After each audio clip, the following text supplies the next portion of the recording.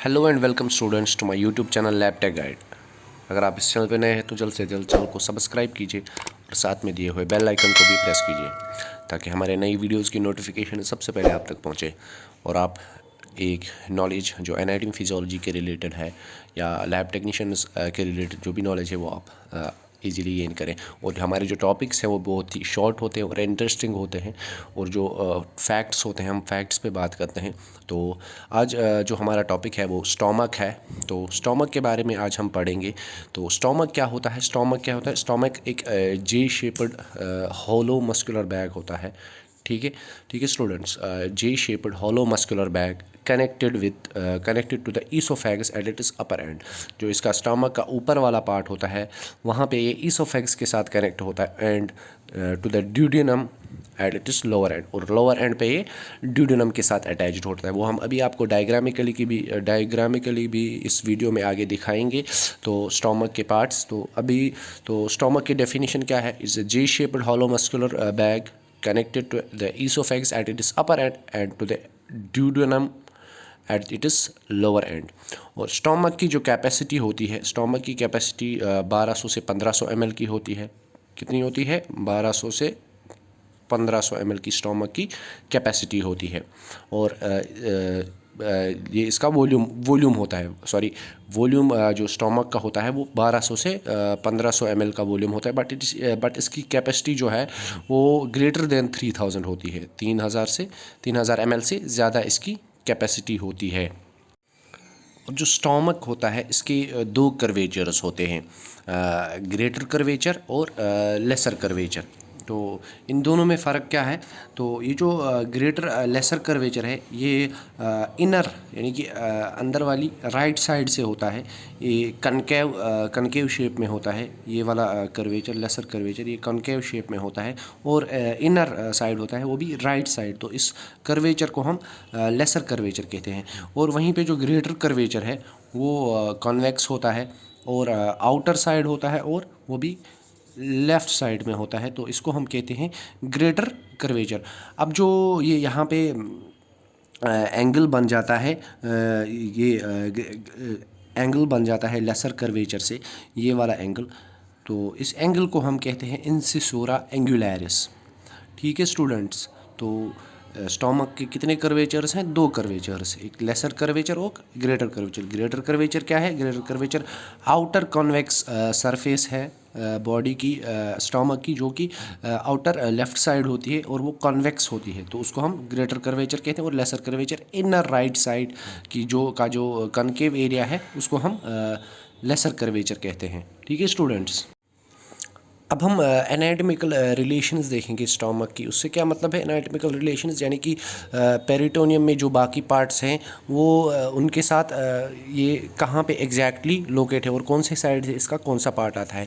तो एंटीरियरली अगर हम देखेंगे, फ्रंट साइड से अगर हम देखेंगे तो लेफ़्ट लोब ऑफ लिवर आता है, इसके साथ ये रिलेट होता है। और एंटीरियर एब्डोमिनल वाल यानी कि एब्डोमिनल वाल का फ्रंट वाला साइड इसके साथ रिलेट होता है। और पोस्टीरियरली पीछे की साइड से अगर हम देखें तो एब्डोमिनल आयोटा होता है, पैनक्रियाज होता है, इसके साथ स्प्लीन होता है और लेफ़्ट किडनी होती है और लेफ़्ट एड्रिनल ग्लैंड होता है। लेफ़्ट किडनी क्यों? क्योंकि ये किडनी की जो लोकेशन है वो बिहाइंड द एब्डोमेन है। किडनी लाइज रेट्रोपेरिटोनियली, पेरिटोनियम के पीछे, behind the abdominal wall and in front of the vertebral column. तो ये जो स्टोमक है तो ये स्टोमक इसके आगे आ जाता है। और kidneys abdominal iota, pancreas, spleen हो गई या राइट किडनी और उसके ऊपर जो एड्रिनल ग्लैंड होता है ये इसके पीछे वाले साइड से आते हैं, पोस्टीरियर साइड से। और सुपीरियरली अगर हम देखें, सुपीरियर यानी कि इसके ऊपर, सुपीरियरली इसके ऊपर जो आता है वो डायफ्राम आता है, ईसोफेगस आता है और लेफ़्ट लोब ऑफ लिवर इसके सुपीरियर में आता है, स्टोमक के सुपीरियर में, आप ऊपर वाली साइड में। और इन्फीरियरली क्या आता है यानी कि नीचे साइड से, तो ये होता है ट्रांसवर्स कोलन आता है और स्मॉल इंटेस्टाइन्स आते हैं जिन पे ये लाई करता है स्टोमक।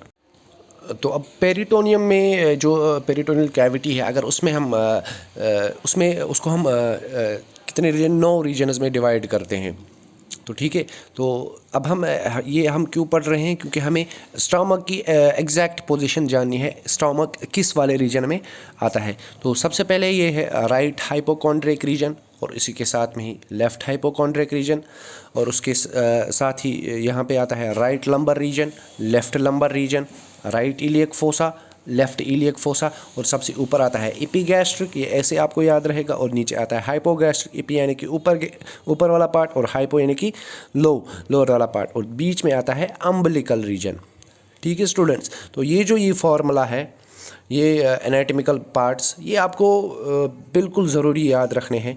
ठीक है स्टूडेंट्स, ये मैं आपको अभी डायग्रामेटिकली भी दिखाऊंगा, तो ये पार्ट्स आपको बिल्कुल ज़रूरी याद रखने हैं।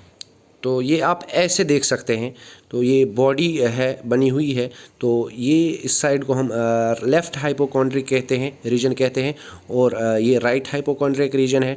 तो और ये इसी साइड से राइट लंबर रीजन है और लेफ़्ट लंबर रीजन है, तो इसी साइड से राइट इलियक फोसा है और लेफ़्ट इलियक फोसा है।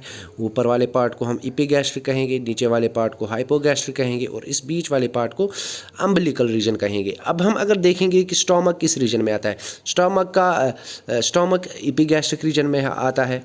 A part is in umbilical region and in right hypochondriac, इस वाले रीजन में स्टमक, इन तीन रीजन्स में स्टमक आता है। और थोड़ा सा इसका पार्ट जो कार्डिया है वो कर्व्ड होता है, अपर एंड का जो कर्व्ड होता है इस साइड से, वो लेफ़्ट हाइपोकॉन्ड्रिक रीजन में भी थोड़ा सा उसका पार्ट आता है स्टमक का। तो अब आपने स्टमक की एग्जैक्ट लोकेशन जान ली। राइट ये एपिगैस्ट्रिक रीजन में होता है, पार्ट इज़ इन, थोड़ा सा पार्ट इसका राइट हाइपोकॉन्ड्रिक रीजन में होता है, क्योंकि इसका वो लिवर के साथ भी कनेक्शन होता है, कनेक्ट होता है लिवर के एक प्लेन पे ये लाई करती है पोस्टीरियर साइड से। तो थोड़ा सा पार्ट इसका जो कार्डिया पार्ट होता है वो हम आगे पढ़ेंगे, जो ऊपर ऐसा कर्व होता है स्टमक का, वो इस वाले पार्ट में लेफ़्ट हाइपोकॉन्ड्रिक रीजन में आता है, और थोड़ा सा पार्ट अम्बिलिकल रीजन में आता है।